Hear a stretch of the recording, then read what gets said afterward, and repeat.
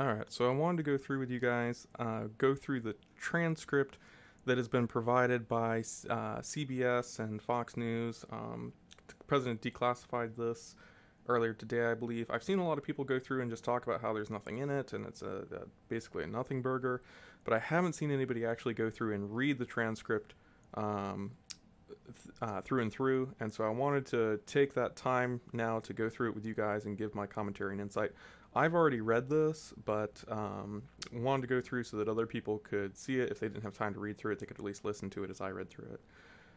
What struck me through reading this was that there's a lot of warmth between President Trump and President Zelensky. I can't pronounce that, I'm sure I'm butchering it. But, I think part of the reason for that is that one of the primary problems that Ukraine is facing is corruption. And the reason for this president, Zelensky, got into the election and eventually won, was in order to clean up that corruption, similar to Trump. And Zelensky comes from a background as a comedian. So I think that he sees a lot of the humor in the things that Trump does, and there's a lot of mutual appreciation for their goals for their individual nations. Anyways, we'll get into this. This is the unclassified version by order of the president on the 24th of 2019. President Zelensky of Ukraine, note takers of the White House Situation Room. This was taken on July 25th, 2019 at 9:03 to 9:33 a.m. and in residence. The president, congratulations on a great victory. We all watched from the United States, and you did a terrific job. The way you came from behind somebody who wasn't given much of a chance, and you ended up winning easily. It's a fantastic achievement. Congratulations.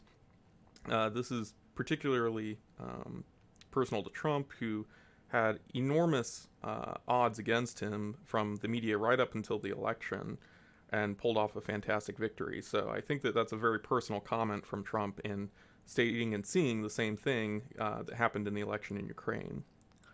President Zelensky, you are absolutely right, Mr. President. We did win big. We worked hard for this, we worked a lot, but I would like to confess to you that I had an opportunity to learn from you. We used quite a few of your skills and knowledge and were able to use it as an example for our elections, and yes, it was true that these were unique elections. We were in a unique situation that we were able to achieve a unique success. I'm able to tell you the following. The first time you called me to congratulate me, I won my presidential election, and the second time you are now calling me when my party won the parliamentary election. I think I should run more often so you can call me more often and we can talk over the phone more often. And I also want to throw in, this is a caution on the memorandum of the telephone conversation. Telcon is not a verbatim transcript of the discussion. The text in this document records and notes and recollections of the Situation Room deputy officers and NSC policy staff assigned to listen to the memorialize the conversation in written form. As the conversation takes place, a number of factors can affect the accuracy of the record, including poor telecommunications, connections, and variety in accent and interpretation. The word inaudible is used to indicate portions of the conversation that the note taker was unable to hear. And that's a standard disclaimer that you can find on most of the communications that were leaked through WikiLeaks, actually. So that's not at all unusual. You'll find that on most of these sort of classified conversation cables between presidents and even diplomats within the United States or otherwise. The president, laughter, that's a very good idea. I think your country is very happy about that. President Zelensky, well, yes, to tell you the truth, we are trying to work hard because we wanted to drain the swamp here in our country. Again, that's another nod to what Trump has said for the United States. We brought in many new people, not the old politicians, not the typical politicians, because we want to have a new format and a new type of government. You're a great teacher for us in that. Well, it's very nice of you to say that. I will say that we do a lot for Ukraine. We spend a lot of effort and a lot of time, much more than the European countries are doing, and they should be helping you more than they are. Germany does almost nothing for you. All they do is talk, and I think it's something that you should really ask them about. When I was speaking to Angela Merkel, she talks Ukraine, but doesn't do anything. A lot of European countries are the same way, so I think it's something you want to look at, but the United States has been very, very good to Ukraine.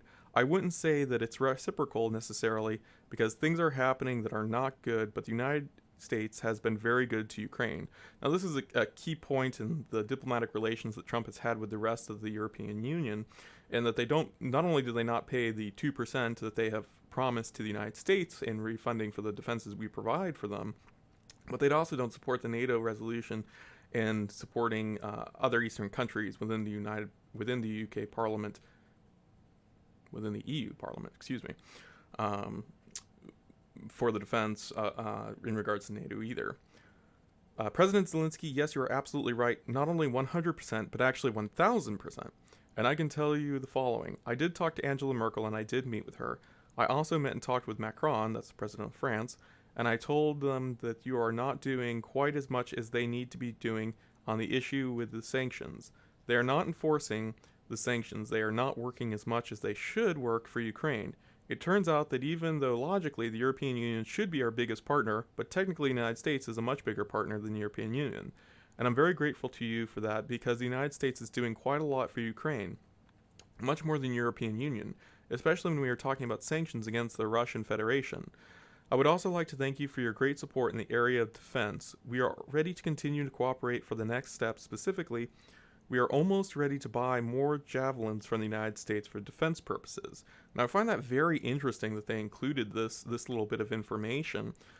You would think that that would be a highly classified comment from the president of Ukraine and the defense weapon system capabilities that the United States provides for them.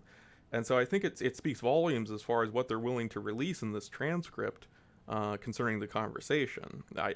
There's practically nothing. I don't think there is anything in this communication cable that's redacted at all. I would like to do us a favor though, because our country has been through a lot and Ukraine knows a lot about it. I would like you to find out what happened with this whole situation with Ukraine. They say CrowdStrike. I guess you have one of your wealthy people. The server, they say Ukraine has it. There are a lot of things that went on. The whole situation. I think you're surrounding yourself with some of the same people. I would like to have the Attorney General call you or your people, and I would like to get to the bottom of it. As you saw yesterday, that whole nonsense ended with a very poor performance by a man named Robert Mueller, an incompetent performance. But they say a lot of it started with Ukraine. Whatever you can do, it's very important that you do it if that's possible. Now, I'm not familiar with CrowdStrike. I believe that is in some relation to something about the Mueller proceedings and initiating the gathering of information, such as the Steele dossier and other things, in which Giuliani had found out something about this in his defense of President Trump. So I don't really see what the president is doing commenting about this, other than his referencing to the Attorney General to follow up on where this came from and who was behind it. President Zelensky, yes, it's very important for me, and everything that you just mentioned earlier, for me as a president, it is very important, and we are open for any future cooperation. We are ready to open a new page on the cooperation and relations between the United States and Ukraine.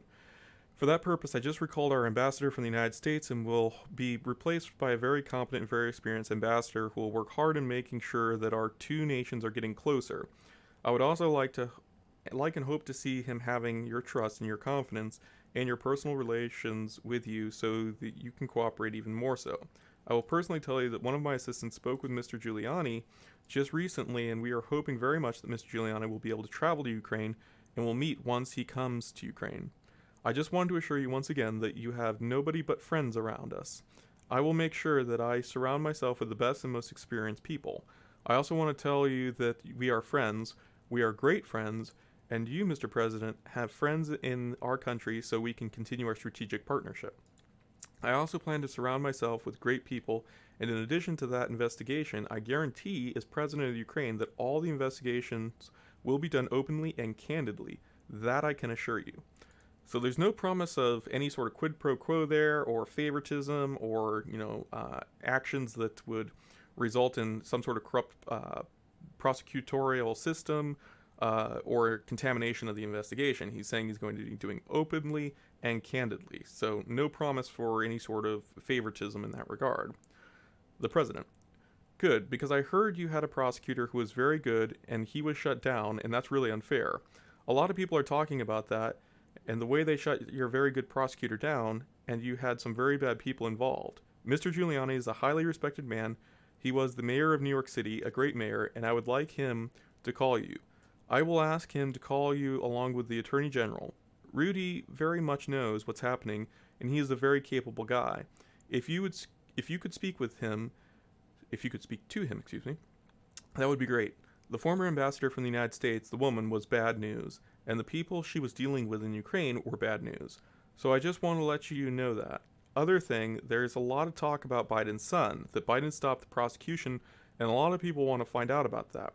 So whatever you can do with the Attorney General would be great. Biden went around bragging that he stopped the prosecution, so if you can look into it, it sounds horrible to me. Now this is what the media has primarily focused on, mostly in this paragraph right here, and what he's commenting on is all public information to the president of Ukraine. He hasn't asked for any sort of special treatment or favor or involvement in that, other than to look into it and find out what happened. So I don't see anything as far as untoward or illegal there. President Zelensky's response: I wanted to tell you about the prosecutor. First of all, I understand that I'm knowledgeable about the situation. Since we have won the absolute majority in our parliament, the next prosecutor general will be 100% my person, my candidate, who will be approved by the parliament and will start as a new prosecutor in September. He or she will look into the situation, specifically to the company that you mentioned in this issue. The issue of the investigation of the case is actually the issue of making sure to restore the honesty, so we will take care of that and will work towards the investigation of the case. On top of that, I would kindly ask you, if you have any additional information that you can provide to us, it would be very helpful for the investigation to make sure that we administer justice in our country with regard to the ambassador to the United States from Ukraine. As far as I recall, her name was Ionovich. It was great that you were the first one who told me that she was a bad ambassador, because I agree with you 100%. Her attitude towards me is far from the best, and she admired the previous president, and she was on his side. She would not accept me as the new president well enough. So basically what's going on here is he's talking about the ambassador that was previously installed under the former president and who had favorable ties to the previous administration. Now, it's not uncommon at all when this occurs and an administration changes, wants to take the country in a different direction, for them to replace people with strategic partners and allies, particularly with a country like the United States, which has predominant relations on the defense of a country like Ukraine. So that doesn't surprise me at all, particularly since Trump is giving negative feedback in his relationship with her. The president, well, she's going to go through some things. I will have Mr. Giuliani give you a call, and I'm also going to have the Attorney General Barr call, and we will get to the bottom of it. I'm sure you will figure it out. I heard the prosecutor was treated very badly, and he was a very fair prosecutor. So good luck with everything. Your economy is going to get better and better. I predict you have a lot of assets. That's a great country. I have many Ukrainian friends. They're incredible people. Now, nowhere in there is a promise for aid or a quid pro quo or something like that. But on the other hand, he's already gotten what he's seeking in this conversation, and that's for the Ukrainian president to commit to looking into it, to install a prosecutor, and to get to the bottom of the investigation. But on the other hand, also, this is exactly what Trump should do and what the president of Ukraine should do. So I can't see anything in here that I can hold against them to say, they shouldn't have done this. President Zelensky, I would like to tell you that I also have quite a few Ukrainian friends that live in the United States. Actually, last time I traveled to the United States, I stayed in New York near Central Park, and I stayed at Trump Tower. I will talk to them, and I hope to see them again in the future. I also wanted to thank you for your invitation to visit the United States, specifically Washington, D.C. On the other hand, I also want to assure you that we will be very serious about the case and will work on the investigation. As to the economy, there is much potential for our two countries, and one of the issues that is very important for Ukraine is energy independence. I believe we can be very successful in cooperating on energy independence with the United States. We are already working on cooperation. We are buying American oil, but I am very hopeful for a future meeting. We will have more time and more opportunities to discuss this opportunity and get to know each other better. I would like to thank you very much for your support. Okay, so this would be the key moment in which President Trump would promise a quid pro quo sort of situation where he turns around and he says, okay, Well, that's certainly something that we could look into, provided that this prosecution deal goes through, in order to push leverage on the president of Ukraine in order to get his way in the investigation.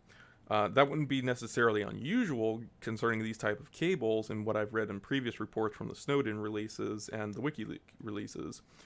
But we'll continue on here. The president says, "Good, thank you very much, and I appreciate that. I will tell Rudy and Attorney General Barr to call. Thank you. Whenever you would like to come and visit the White House, feel free to call. Give us a date and we'll work it out. I'll look forward to seeing you."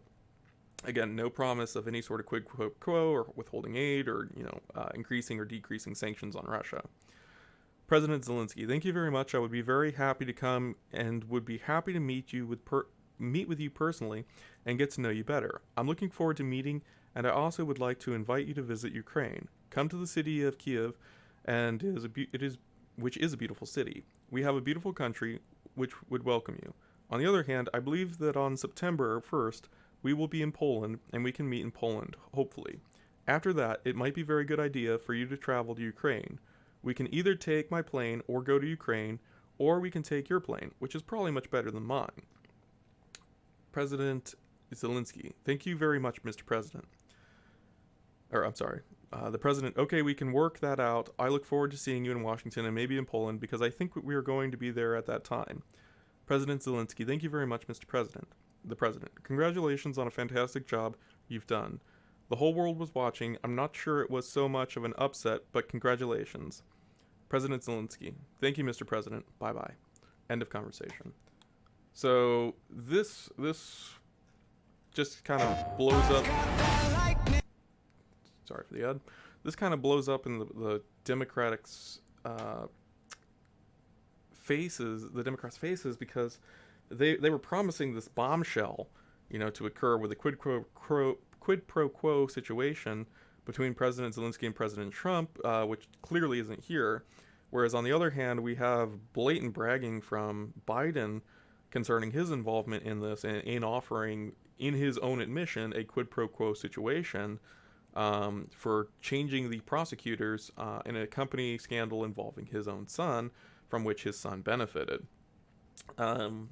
So yeah, this is just disastrous for the Democratic candidates going into the election, and I have no idea how they're going to spin this not to look like buffoons. So anyways, wanted to go through, read that, and hopefully you guys have a little bit better insight into what's being talked about in the news. I hate that the news don't have the news organizations don't have somebody to read this kind of thing, to go over it so that people can understand in detail. They get the source documentation. It doesn't take very long to go through and read it. As you just saw, I accomplished that in just a couple of minutes. So, and I'm not a speed reader by any means. So anyways, hopefully that was informative and you guys learned something from it. Take care.